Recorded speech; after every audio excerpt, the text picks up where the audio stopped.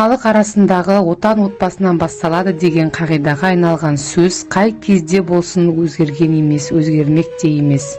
Отбасы кез келген адам өмірінің ең маңызды бір бөлігі.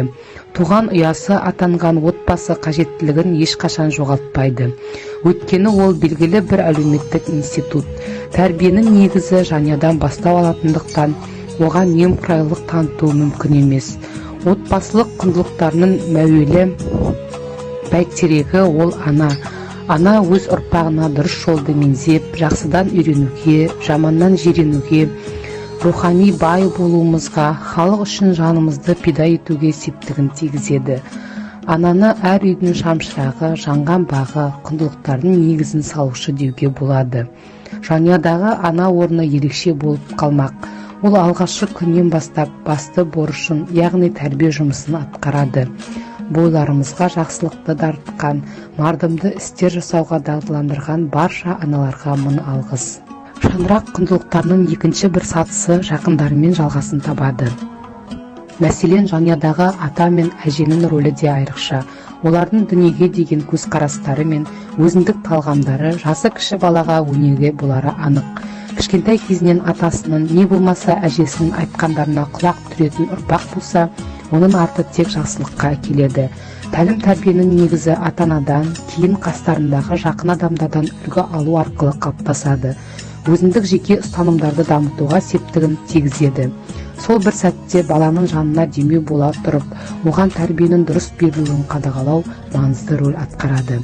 Ұлы Абай атамыз былай деген екен: балаға көбіне үш алуан түрлі мінез жұғады.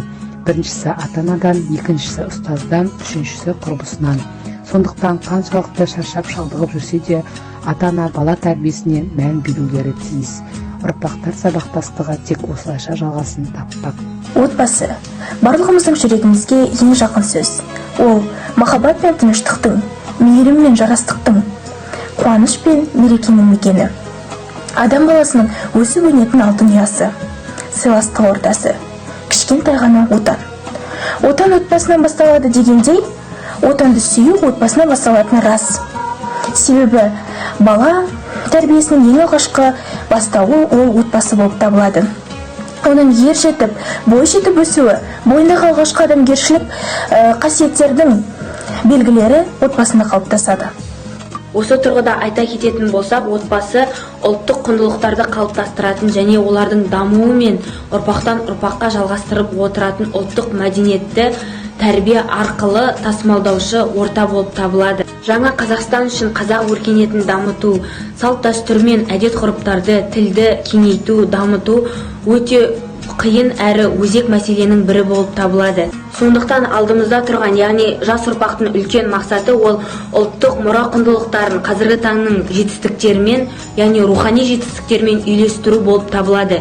Жас ұрпақ тәрбиесінде әрдайым үйлесімділік заңы болу шарт. Яғни жасөспірім өзінің есеуі мен өсуі кезінде ақ сүт беріп өсірген ата-анасымен де, білім нәрімен сусындырған ұстаздармен де үйлесімділік таба білуі қажет. Сонда ғана тұлға бойында әрдайым рухани құндылықтар дамып қалыптасатын болады. Отбасылық құндылықтар халқымыздың тарихымен бірге сабақтасып келе жатқан отбасылық дәстүрлер, этика мен мәдениет болып табылады. Жанұяның қалыптасып дамуына қоғамның қалыптасуының рөлі айрықша маңызды саналады. Отбасы құндылықтарына негізделген салт дәстүрлерді ұлықтау әр шаңырақтың өзіндік міндеті болып саналады. Кез келген жанұяның өзгелерден ерекшеленетін құндылықтары болады. Олар бұрыннан келе жатқандар немесе жаңадан пайда болғандар да болуы мүмкін. Алайда отбасындағы құндылықтардың негізі махаббаттан, сенімнен, өзара түсіністіктен бастау алып, алдағы өмірде де жалғасын табады десем, жаңылысқандық болмас. Өйткені олар ғасырлар бойына маңызын жоймайтын құндылықтар. Осы бір құндылықтарды әрбір отбасы көздерінің қарашығындай сақтап, қастерлеп жүретін болса, нұр үстіне нұр болар еді. Кейінгі ұрпақ тәрбиесінде де орасан зор рөлде иемденетіні сөзсіз.